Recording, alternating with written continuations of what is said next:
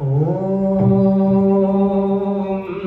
स्वस्ति पंथा मनुजयं सूर्या चंद्रमसाविव पुनर्दत्ता घनता जानता संगमे मही। आदरणीय प्रधान जी, श्रद्धेय सोनी जी, पूज्य वंदनीय मातृशक्ति, आदर के योग्य हमारे बड़े ही परिचित धर्माचार्य जी योगी गए, ऋषि पांडे जी, आर्य समाज नानापेट के सभी अधिकारीगण, सदस्यगण, पूज्य वंदनीय मातृशक्ति, मैं आपके बीच में तीसरी बार आ चुका हूँ और आज से 8 साल पहले भी मैं यहाँ आया था और सभी लोग से लगभग मैं परिचित भी हूँ। माता जी से भी काफ़ी मेरा संपर्क रहा, बीच बीच में हर जगह मनचंदा माता जी मिलते भी रहती हैं। तो मैं भी 3 दिन पीछे आपके यहाँ पूना में आया हुआ हूँ, पिंपरी में मैं था और वहाँ पर भी मेरा प्रवचन था, आज भी था, लेकिन दोनों का टाइमिंग एक ही है। हमारी बहन जी भी जलगांव से आई हुई हैं। आज हमारे कुछ भ्राता अखिलेश शर्मा जी भी जो जलगांव में रहते हैं, उनका भी आना वहाँ हुआ है, उनका वहाँ पे है। और मैं माता जी का बार बार परसों भी आया था कि ऋषि दयानंद जी और बोध उत्सव पर विचार रखना है और उसको भी आप स्वतंत्र कुछ भी विचार आप देंगे। तो संयोगवश माता जी आज नहीं आ पाई हैं, कोई बात नहीं, कल भी माता जी से संपर्क हुआ था और पुनः मैं 2 बार यहाँ और भी आ चुका हूँ। बड़ी उपस्थिति अच्छी रहती थी, पता नहीं आज उपस्थिति भी कम है, कोई बात नहीं है, बाहर गए। हाँ वही मैं कह रहा हूँ, क्योंकि टंगारा का भी कार्यक्रम वगैरह है। तो जैसा कि पूज्य बहन जी अभी आपको हमारे गुरुकुल के बारे में बता रही थी, तो 1 मिनट में उस पर थोड़ा सा विचार करता हूँ, फिर मैं विषय पर आ जाऊँगा। हमारा यह जो गुरुकुल है प्रॉपर इंदौर में चल रहा है। आचार्य डॉक्टर भानु प्रताप जी वेदालंकार इसकी सारी व्यवस्था देख रही है। सारा यूट्यूब पे वो जब आप डालेंगे गूगल पे तो पूरा चीज वहाँ से आएगा। और यह पतंजलि योगपीठ से 6ठी से 12वीं तक मान्यता प्राप्त है। पहले हम कुछ शुल्क भी रखे हुए थे, लेकिन आदिवासी क्षेत्र है, वहाँ पर शुल्क आ नहीं पाता है, बच्चे भी नहीं मिल पाते हैं, बाहर से लाना पड़ता है। तभी वहाँ पर हम स्वेच्छा दान से रखे हुए उस कार्यक्रम को, अर्थात उसको हम निःशुल्क रूप से ही रखे हुए हैं। बच्चों का भोजन, आवास, रहने की व्यवस्था, पढ़ाई की व्यवस्था सब हम आप सबों के सहयोग से करते हैं। और एक हमारा खंडवा रोड पर, जो कि हमारा पत्रक में दिया हुआ है, चोरों के पास में 5 एकड़ जमीन ले ली गई है और उसमें भी निर्माण कार्य अभी चल रहा है। और दोनों जगह पे हमारे बच्चे रह रहे हैं। सारी व्यवस्था सुचारू रूप से चल रहा है, कोई हम शुल्क नहीं लेते हैं। जो भी कोई स्वेच्छा से दे देता ठीक है, नहीं देता तो आप सबों के दान से चल रहा है। उस समय भी मैं आपके बीच में आया था और आप सबों ने अपने समाज से भी 11,000 के सहयोग राशि दिए थे और आप सबों ने भी दिए थे। मनचंदा माता जी सभी का सहयोग मिला था और बारजे से भी मुझे सहयोग मिला था। कल भी बारजे से सहयोग दिया है, तिब्बती से मिलता। तो मैं आप सबों से निवेदन करूंगा उस गुरुकुल के लिए अपनी तरफ से, समाज की तरफ से यथा योग्य सहयोग देंगे। ये हमारा APG भी हो गया है और उसमें QR कोड से भी सहयोग दे सकते हैं, सारी व्यवस्था है। आइए, बड़ा ही सुंदर चर्चा अभी आप सबों ने यज्ञ और भजन के माध्यम से की। कहते हैं परमेश्वर की जब असीम अनुकंपा होती है तभी यह मनुष्य प्राप्त होता है। और जब बड़ा ही सुंदर कार्य किया जाता है तब हम सबों को यज्ञ करने का अवसर प्राप्त होता है। यज्ञो वै श्रेष्ठतमं कर्म, यज्ञ सबसे बड़ा श्रेष्ठ कर्म है। आप सभी, हम सभी बड़े ही भाग्यशाली हैं जो नित्य प्रति इस यज्ञ वेदी पे बैठकर यज्ञ करते हैं। समय रहते उस परम पिता परमेश्वर को यदि याद नहीं किया जाए तो पता नहीं दोबारा हमें यह मनुष्य प्राप्त होगा या नहीं। आइए उस परम पिता परमेश्वर को नमन करते हुए थोड़ी सी चर्चा आपके बीच में मैं करूं समय सीमा के अंतर्गत।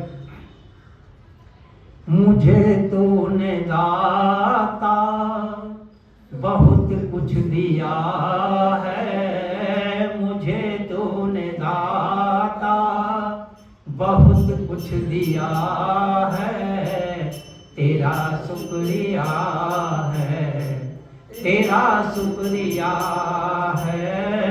मुझे तूने दाता बहुत कुछ दिया है, तेरा शुक्रिया है, तेरा शुक्रिया है। न मिलती अगर दी हुई दात तेरी, न मिलती अगर दी हुई दात तेरी, तो क्या थी जमाने में औकात मेरी, तो क्या थी जमाने में औकात मेरी। तेरा ही दिया मैंने खाया पिया है, तेरा ही दिया मैंने खाया पिया है, तेरा शुक्रिया है, तेरा शुक्रिया है। मुझे तूने दाता बहुत कुछ दिया है, तेरा शुक्रिया है, तेरा शुक्रिया है। ये जायदाद दी है, ये औलाद दी है, ये जायदाद दी है, ये औलाद दी है। मुसीबत के हर वक्त इमदाद दी है, मुसीबत के हर वक्त इमदाद दी है। तेरा ही दिया मैंने खाया पिया है, तेरा ही दिया मैंने खाया पिया है, तेरा शुक्रिया है, तेरा शुक्रिया है। मुझे तूने दाता बहुत कुछ दिया है, तेरा शुक्रिया है, तेरा शुक्रिया है। मेरा भूल जाना तेरा ना भुलाना, मेरा भूल जाना तेरा ना भुलाना, तेरी रहमतों का कहाँ है ठिकाना, तेरी रहमतों का कहाँ है ठिकाना। तेरी इस मुहब्बत ने पागल किया है, तेरी इस मुहब्बत ने पागल किया है, तेरा शुक्रिया है, तेरा शुक्रिया है। मुझे तूने दाता बहुत कुछ दिया है, तेरा शुक्रिया है, तेरा शुक्रिया है। तेरे ही करम से मैं बंदा हूँ मालिक, तेरे ही धर्म से मैं जिंदा हूँ मालिक, तेरे ही धर्म से मैं जिंदा हूँ मालिक। तू ही ने तो जीने की काबिल किया है, तू ही ने तो जीने की काबिल किया है, तेरा शुक्रिया है, तेरा शुक्रिया है। मुझे शुक्रिया है, तेरा शुक्रिया है, तेरा शुक्रिया है, तेरा शुक्रिया है, तेरा शुक्रिया है, तेरा शुक्रिया है, तेरा शुक्रिया। मुझे तूने दाता बहुत कुछ दिया है, तेरा शुक्रिया है, तेरा शुक्रिया है। वह परम पिता परमेश्वर ने हमें सारी सुख सुविधाएं दे दिए और हम इस भौतिक युग में आकर के उस परम पिता परमेश्वर को भूल जाते हैं। तो शास्त्र कहता है हर परिस्थिति में उस परम पिता परमेश्वर को अवश्य याद करना चाहिए। आज साथ ही साथ महर्षि स्वामी दयानंद जी का जन्मोत्सव और जन्म भी है। चूँकि अंग्रेजी तारीख कभी कभी थोड़े आगे पीछे हो जाती है, लेकिन पूरे भारत के पैमाने पे बहुत ही जोर शोर के साथ में यह मनाया जा रहा है और आगे बहुत उत्सव भी आएगा। और बहुत बड़ा अंतर्राष्ट्रीय आर्य महासम्मेलन जो कि आपके ही क्षेत्र में मुंबई में 29 और 30 मार्च को वाशी में मनाया जा रहा है।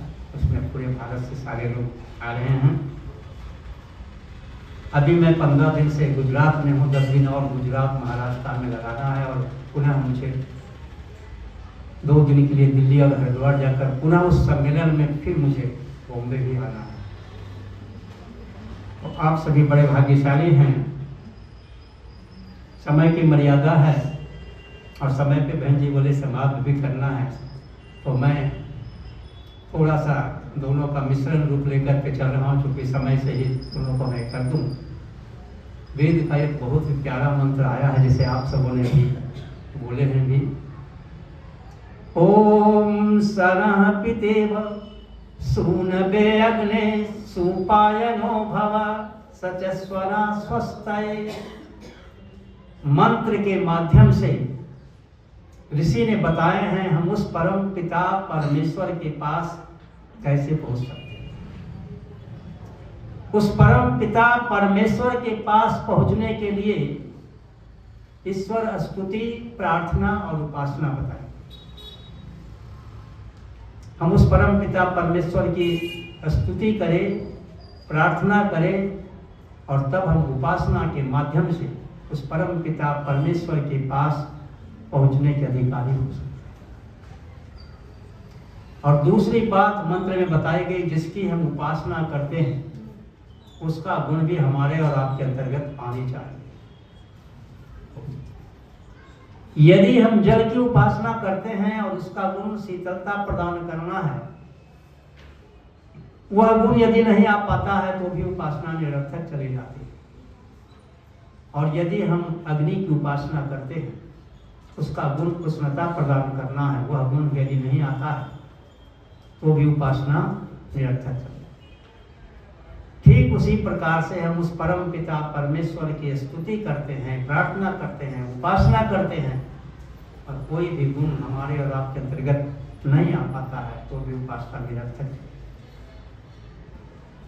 और तीसरी बात मंत्र में बताई गई, वह परम पिता परमेश्वर ही सच्चा सत्ता है, जिन्हें हम याद करें या नहीं याद करें लेकिन वह हमें कभी भी भूलते नहीं। इसलिए शास्त्र कहता है हर परिस्थिति में उस परम पिता परमेश्वर को अवश्य याद करें। और इसके लिए ऋषियों ने हमें सूत्र दिए। 5 यज्ञों का वर्णन आया है जिसमें हम सभी आप सभी ने मिल करके 3 यज्ञ तो भी कर दिया। ब्रह्म यज्ञ, देव यज्ञ और बलि वैश्य देव यज्ञ, 3 यज्ञ किए। चौथा यज्ञ ऋषि ने बताए हैं मातृ पितृ यज्ञ। माता पिता का सम्मान करना, यथा योग्य सत्कार करना, जो उनको आवश्यकता हो उसे यथा योग्य देना, सेवा करना, यह हमारा मातृ पितृ यज्ञ में आता है। और 5वां अतिथि यज्ञ बताया गया, जिसकी कोई तिथि नहीं होती है हम आए गए अतिथियों का सत्कार करें, कम से कम मधुर वाणी से ही हम उसका सत्कार करें, लेकिन सत्कार करना चाहिए। यह अतिथियों का बड़ा सौभाग्य होता है। तो 5 यज्ञ का वर्णन ऋषि ने किए हैं, और ऋषि ने तो हमें ऐसे ऐसे ग्रंथ दिए हैं, संस्कार विधि और सत्यार्थ प्रकाश, और ऐसे ऐसे मंत्रों के माध्यम से व्याख्या किए हैं। हम सभी वर्षों से नित्य प्रति प्रातः काल और सायंकाल संध्या करते हुए आए। कहने की आवश्यकता नहीं, आप सभी यहाँ पे अध्ययनशील माताएं बहनें भाई सब बैठे हुए हैं, और सारे लोग बहुत ही अध्ययनशील है, यह कहने की आवश्यकता नहीं है। छोटी सी उदाहरण के रूप में मैं बता रहा हूँ मंत्र से ही। अभी हम सबों ने, आप सबों ने मिलकर करके संध्या जब आरंभ किए तो आचमन करते हुए आपने कहा ओम भू पुनः तो शीर्षि भुवः पुनः तो नेत्रे स्वः पुनः तो कंठे। इस मंत्र का पाठ करते उस परम पिता परमेश्वर से याचना की, कामना की, हे परम पिता परमेश्वर, हमारा और आपका क्या हो तो मेधा बुद्धि ठीक। यदि मेधा बुद्धि ठीक नहीं है तो कितना ही धन संपत्ति क्यों ना आ जाए, सारा निरर्थक और बेकार चला जाए। गायत्री मंत्र के माध्यम से भी हम मेधा बुद्धि की याचना की, कामना की, और संध्या और यज्ञ का इतना महत्व आया है कि यदि हम एक एक मंत्र पर विचार करें तो लगता है ऋषि ने गागर में सागर पिरो दिया। मनसा परिक्रमा का मंत्र जो हम सभी, आप सभी नित्य प्रति बोलते हैं, ओम प्राची दिक से लेकर के ओम ऊर्ध्वा दिक बृहस्पति तक का जो हम मंत्र पाठ करते हैं, आप विचार किए होंगे, चिंतन किए होंगे, उस मंत्र का अर्थ में बताया गया है, हे परम पिता परमेश्वर, ना हम किसी से कोई द्वेष करें और ना हमसे कोई द्वेष। यदि जाने अनजाने में भी कोई द्वेष हमारे या आपके मन में प्रेरित होता है, उत्पन्न होता है, हे परम पिता परमेश्वर, आप उसको दूर करो। कितना सुंदर अर्थ ऋषि ने किए। यदि एक मंत्र के अर्थ पर विचार करें, चिंतन करें, मनन करें, अपने जीवन में उतारने का प्रयास करें, हमारा और आपका जीवन सुखमय हो। इसी प्रकार से सारे मंत्रों में सार छुपा हुआ है। यज्ञ का भी बहुत ही महत्वपूर्ण वर्णन आया है। जिस घर में नित्य प्रति यज्ञ होता है, जो व्यक्ति कहीं भी यज्ञ में सम्मिलित हो जाता है, उसके जीवन में कभी भी कोई कष्ट क्लेश नहीं आता। आप सभी हम सभी बड़े भाग्यशाली हैं जो सुंदर से यज्ञ में सम्मिलित होकर करके अपने आप को धनधान्य कर रहे हैं। और इन सब का श्रेय हमें महर्षि स्वामी दयानंद जी के माध्यम से। यदि ऋषि दयानंद जी हमारे और आपके जीवन में नहीं आते तो पता नहीं हमारा और आपका जीवन क्या होता। आज जो हम पाखंड पंथियों से निकले हुए हैं, क्या ऋषि की देन है। ऋषि के जीवन के बारे में आप सभी पूर्ण रूप से बहुत कुछ जानते हैं। महर्षि स्वामी दयानंद जी का जन्म आपके ही पास में गुजरात के टंकारा नामक ग्राम में हुआ था, और इसी शिवरात्रि के दिन जो अपने यहाँ घटना आती है, ऋषि दयानंद जी जब मंदिर में थे, और आप सभी जानते हैं वह चूहे वाली घटना, और वहाँ से आने के बाद में और ऋषि दयानंद जी वहाँ से निकलते हैं। निकलने के बाद में कई जगह वो भटकते हैं, काफ़ी जगह भटकते हुए गुजरात के ही बड़ौदा के पास में नर्मदा के किनारे में जाकर के वो संन्यास की दीक्षा लेते हैं, और स्वामी पूर्णानंद जी मूल शंकर से पूर्णानंद जी बन जाते हैं। और काफ़ी जगह भटकते भटकते वो मथुरा में जाते हैं। कई जगह उनकी ठगाई होती है, कई चीज़ होती है। मथुरा में जाते हैं, मालूम होता है गुरुवर गंडी बिरजानंद जी एक ऐसे व्याकरण के सूर्य कहे जाने वाले स्वामी हैं, उनके पास पहुंचते हैं। गंडी जी गुरुवर बिरजानंद जी ने अपने दरवाजे को वहां बंद कर रखा था, क्योंकि कोई योग्य शिष्य उनको मिल नहीं रहा था। जब ऋषिवर देव दयानंद जी वहां पहुंचते हैं, और पहुंचने के बाद में दस्तक देते हैं, अंदर से आवाज आती है, कौन? महर्षि कहते हैं यही तो मैं जानने के लिए आया हूं कि मैं कौन हूं। और यह वाक्य सुनना था।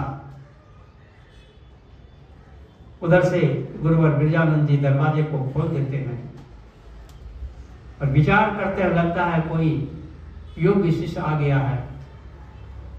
और वहां आने के बाद में काफी कठिनाइयां महर्षि के जीवन में आती हैं। दंडी जी कहते हैं हमारे यहाँ तो कोई साधन नहीं है, हम न आपके भोजन की व्यवस्था कर सकते हैं, न रहने की व्यवस्था कर सकते हैं, तुम्हें स्वयं करना पड़ेगा।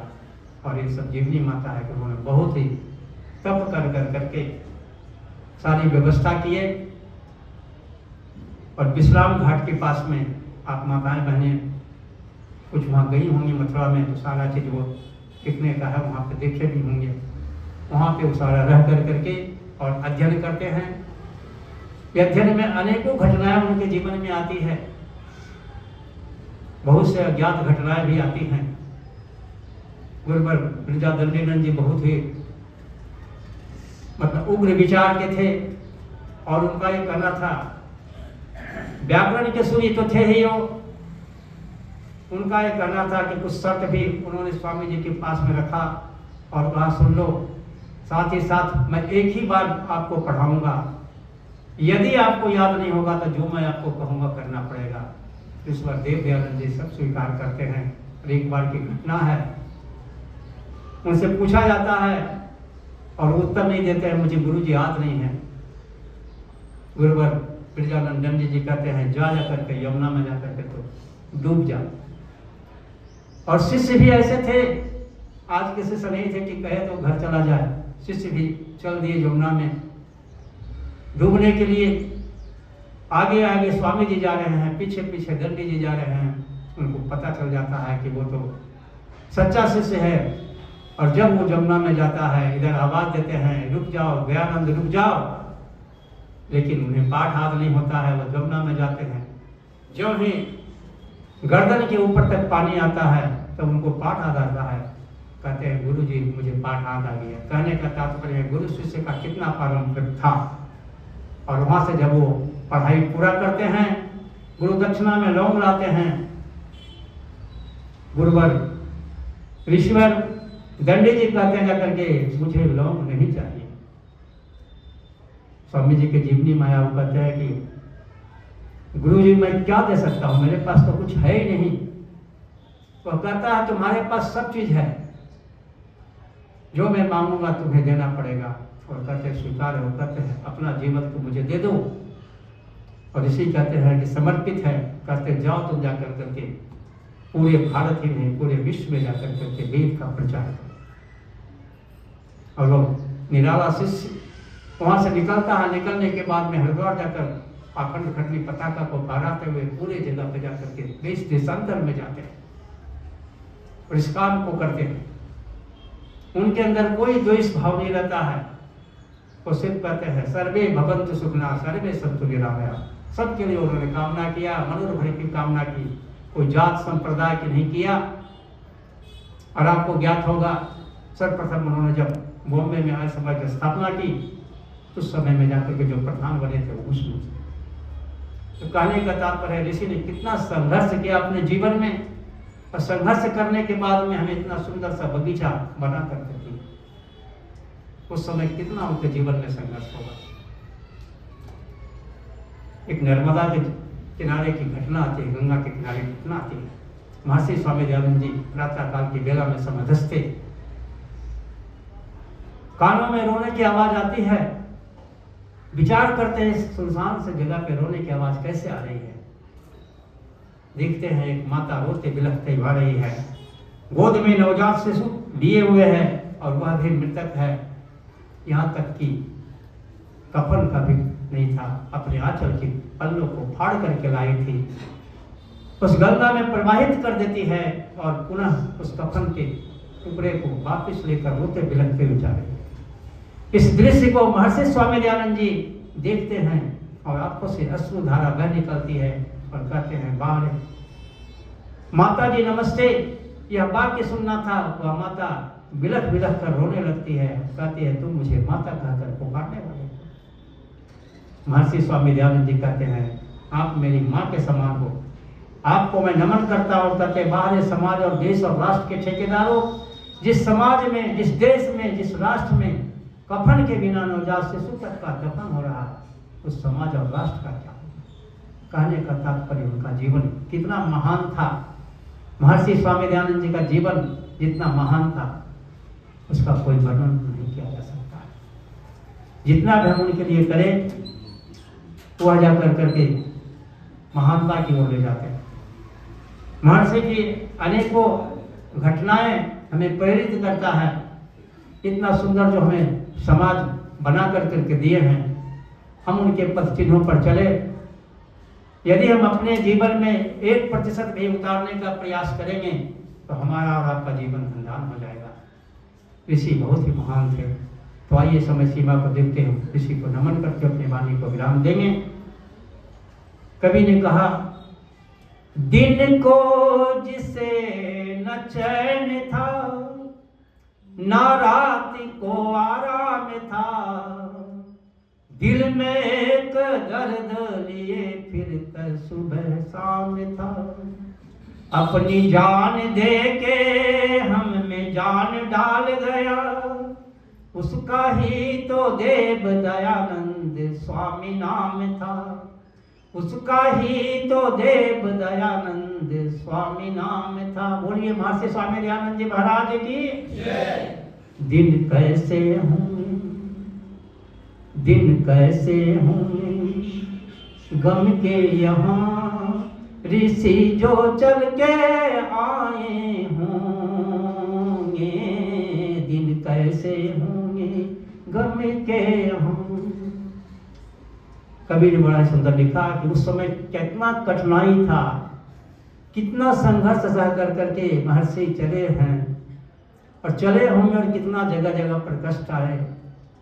आज तो हमें इतना सुंदर से बाग बगीचे बना करके दे दिए।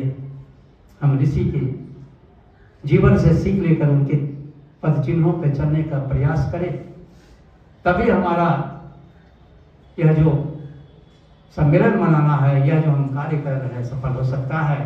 तो आइए जोड़े ऋषि को नमन करें। आर्यों के तुम हो प्राण ऋषि, दयानंद तुम्हारा क्या कहना। आर्यों के तुम हो प्राण ऋषि, दयानंद तुम्हारा क्या कहना। दयानंद तुम्हारा क्या कहना, दयानंद तुम्हारा क्या कहना। प्रभु की भक्ति का क्या कहना, प्रभु की भक्ति का क्या कहना। आर्यों के तुम हो प्राण ऋषि, दयानंद तुम्हारा क्या कहना। आर्यों के तुम हो प्राण ऋषि, दयानंद तुम्हारा क्या कहना। कन्या गुरुकुल भी खुलवाए, कन्या गुरुकुल भी खुलवाए। विधवाह विवाह भी करवाए, विधवा विवाह भी करवाए। नारी का किया सम्मान ऋषि, दयानंद तुम्हारा क्या कहना। नारी का किया सम्मान ऋषि, दयानंद तुम्हारा क्या कहना। आर्यों के तुम हो प्राण ऋषि, दयानंद तुम्हारा क्या कहना। आर्यों के तुम हो प्राण ऋषि, दयानंद तुम्हारा क्या कहना। विपरीत परिस्थिति थी जग में, विपरीत परिस्थिति थी जग में। वेदों की तुमने बात किया, वेदों की तुमने बात किया। ऐसे में किया युग परिवर्तन, दयानंद तुम्हारा क्या कहना। ऐसे में किया युग परिवर्तन, दयानंद तुम्हारा क्या कहना। आर्यों के तुम हो प्राण ऋषि, दयानंद तुम्हारा क्या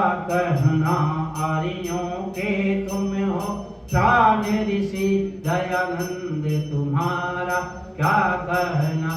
पाखंड मिटाया था जग से, पाखंड मिटाया था जग से, अंधकार का पर्दा फाश किया, अंधकार का पर्दा फाश किया। ऐसे में औरतों को डूबतों को उबारा था तुमने, दयानंद तुम्हारा क्या कहना। डूबतों को उबारा था तुमने, दयानंद तुम्हारा क्या कहना।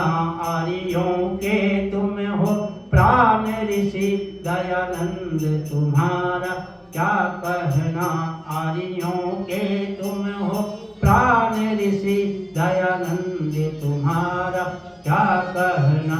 ईंटे पत्थर खाए तुमने, ईंटे पत्थर खाए तुमने, पर भेद नहीं लाए मन में, पर भेद नहीं लाए मन में।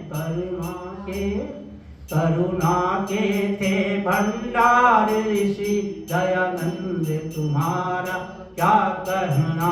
करुणा के थे भंडार ऋषि, दयानंद तुम्हारा क्या कहना। आर्यों के तुम हो प्राण ऋषि, दयानंद तुम्हारा क्या कहना। पाचक ने विष का दूध दिया, जगन्नाथ ने विष का दूध दिया, ऋषिराज ने उसको माफ किया, ऋषिराज ने उसको माफ किया। कई बार पिया विष पान ऋषि, दयानंद तुम्हारा क्या कहना। कई बार पिया विष पान ऋषि, दयानंद तुम्हारा क्या कहना। 17 बार पिया विष पान ऋषि, दयानंद तुम्हारा क्या कहना। आर्यों के तुम हो प्राण ऋषि, दयानंद तुम्हारा क्या कहना। दयानंद तुम्हारा क्या कहना, दयानंद तुम्हारा क्या कहना। बोलिए माता स्वामी दयानंद जी महाराज की। परमेश्वर आप सबको कल्याण करे। पुनः आप सबको से निवेदन है, अपने तरफ से समाज के तरफ से अधिक सहयोग देकर गुरुकुल की रसीद प्राप्त करें। परमेश्वर आप सबको कल्याण करे। ओम शांति शांति शांति। ओम बहुत बहुत धन्यवाद आप सबको।